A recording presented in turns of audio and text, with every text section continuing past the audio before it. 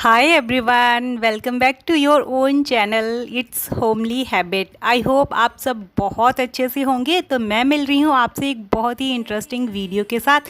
जिनके भी घर में छोटे बच्चे हैं मेरी तरह, उनके लिए ये वीडियो काफ़ी यूज़फुल होने वाला है।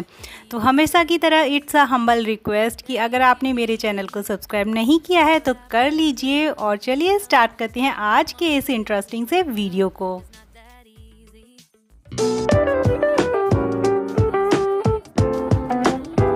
यहाँ पर है मेरे बच्चों के टॉयज़ से रिलेटेड उनकी चार्जिंग केबल्स। जो रिचार्जेबल टॉयज़ होती हैं उनकी केबल्स ऐसे ही उलझी हुई पड़ी रहती हैं, या फिर हम कितना भी संभाल के रखें सही से नहीं रहती हैं।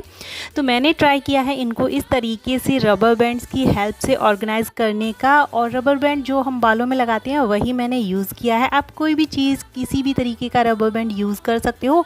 सारे ही कलरफुल रबर बैंड है। इनका यूज़ ये है कि जिस कलर का टॉय है उसी कलर का रबर बैंड मैंने चार्जिंग केबल में लगाया है।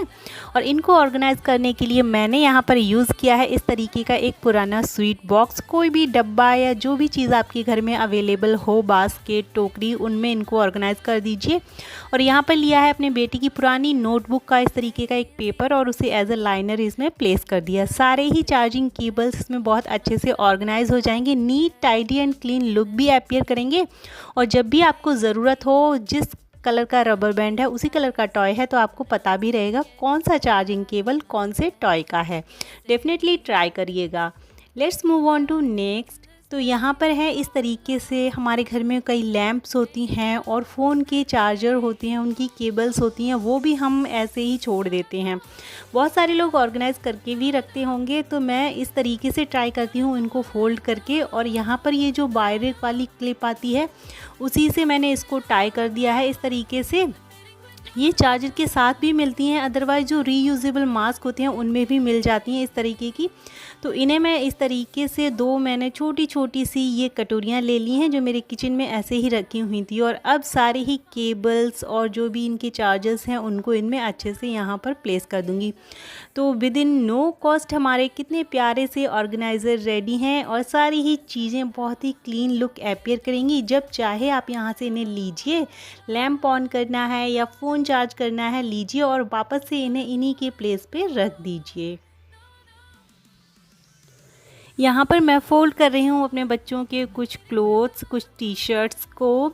तो छुट्टियाँ हो गई हैं और अब बच्चे घर में ही रहने वाले हैं, तो उनके कपड़े भी अच्छे से ऑर्गेनाइज होने चाहिए, क्योंकि वो घर से बाहर निकलेंगे, खेलने जाएंगे, बार बार कपड़े चेंज करने की ज़रूरत भी पड़ेगी। तो सारी ही टी शर्ट को मैंने कुछ इस तरीके से फ़ोल्ड करके और ली है। ये एक प्लास्टिक की ही बास्केट है मेरे पास। इसमें मैं इनको फाइल सिस्टम में इस तरीके से प्लेस करूँगी, जिससे कि हमें पता भी रहेगा और ऊपर से दिखने में भी पता रहेगी कि कौन सी टी शर्ट कहाँ पर रखी है। पहले मैं इनको रोल करके फ़ोल्ड करके एक दूसरे ऑर्गेनाइज़र में रखती थी, बट यहाँ पर मैंने इस तरीके से ट्राई किया और काफ़ी कन्वीनियंट लगा। सारी ही चीज़ें विजिबल हैं और निकालने में भी कोई दूसरी टी शर्ट बिल्कुल फैलेगी नहीं। तो डेफिनेटली आप भी ट्राई करिएगा। ये आइडिया बहुत अच्छा है एंड यूज़फुल भी है। सो चलिए देखते हैं नेक्स्ट मैंने क्या किया है। यहाँ पर है मेरे पास इस तरीके की ये ग्लास जार। कोई भी ग्लास जार आप ले सकते हो। और साथ में मैंने लिया है एक ग्लास पानी। और यहाँ पर है ये एक प्लांट। तो ये बेसिकली मनी प्लांट है और गुच्छे में इसलिए लग रहा है क्योंकि मैंने इसमें एक नया आइडिया ट्राई किया है जो आपके साथ में शेयर कर रही हूँ। इस तरीके से देखिए कितने अच्छे से ग्रो हो रहा है, रूट्स अच्छे से डेवलप हो रही हैं इसमें। तो मैंने किया है क्या, जो लीव्स हैं उनको इस तरीके से सेग्रीगेटेड करके एक गुच्छे में बांध दिया है। तो आप देख सकते हो लीव लेके मैंने एक एक लीफ को लेके और उसके स्टेम में लगभग 1 सेंटीमीटर का ही ये इंच रखा है जो स्टेम का है, दोनों ही साइड से कट कर दिया। और इसी तरीके से सारी ही लीव्स को मैंने तैयार किया है और उनको इस तरीके से एक गुच्छे में लेके किसी भी धागे से, डोरी से, जो भी चीज़ आपके पास है उससे अच्छे से बांध दीजिए, जिससे कि ये फैले नहीं। और अब बारी आती है इनको किसी भी ग्लास में या जार में प्लेस कर दीजिए और साथ में ऐड कर दीजिए वाटर।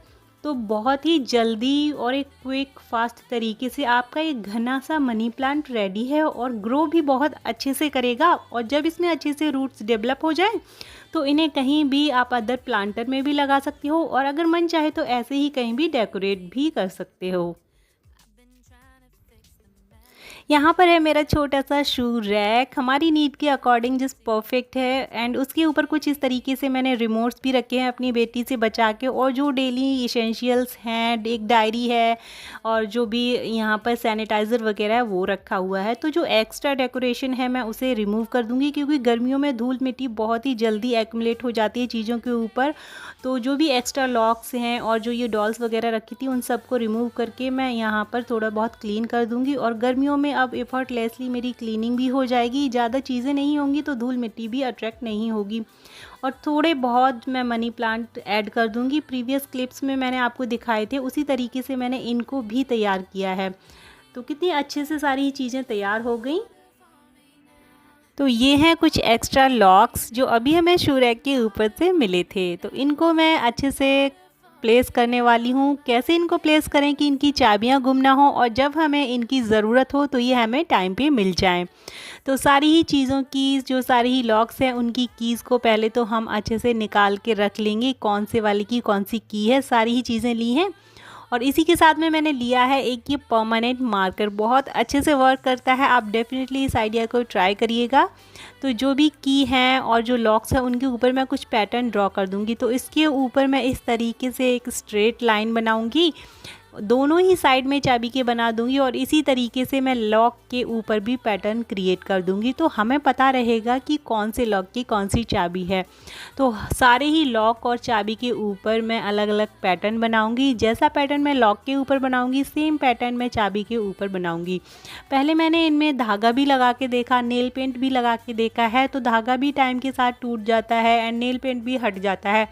बट ये वाला आइडिया काफ़ी अच्छा है क्योंकि ये जो परमानेंट मार्कर है उसका स्टेन जाता नहीं है। तो आप भी आइडिया ट्राई करिएगा, सारी ही चीज़ें आपको अब प्रॉपरली मिलेंगी टाइम पे। सो यहाँ पर मैं चेंज कर रही हूँ अपने बेड की बेडशीट्स और कुशन कवर्स। तो मैंने ट्राई किया है कि मैं सारी ही कलर्स और जो कुशन कवर्स के कलर्स हैं, पैटर्न हैं, उनको इस तरीके का रखूँ कि गर्मी में एक कूलिंग और सूदिंग सा इफ़ेक्ट क्रिएट करें। ज़्यादा बोल्ड एंड वाइब्रेंट कलर नहीं रख रही हूँ मैं। पैटर्न आप कोई भी चूज़ कर सकते हो जो भी आपको पसंद है, बट ट्राई करिए कि लाइट कलर्स हों और ज़्यादा ही भरा हुआ पैटर्न ना हो। तो इस तरीके की चीज़ें भी समर्स के लिए जस्ट एप्रोप्रिएट होती हैं एंड रूम को भी काफ़ी अच्छा सा इफ़ेक्ट देती हैं। नेक्स्ट है टिप, जब भी हम घर से बाहर जाते हैं, बच्चे जाते हैं या कोई भी, तो अक्सर हम बाहर की चप्पल पहन कर ही जाते हैं।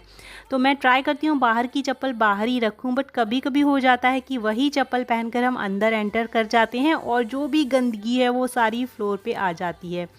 तो ट्राई करिए कि जब भी आप बाहर जाएं तो बाहर की चप्पल बाहर रखें, अंदर की चप्पल अंदर, और बाहर से जब भी आएँ तो अच्छे से फुट मैट्स के ऊपर पैरों को रब करें जिससे कि कोई भी गंदगी अंदर ना आए और अब आपका फ्लोर भी क्लीन रहेगा।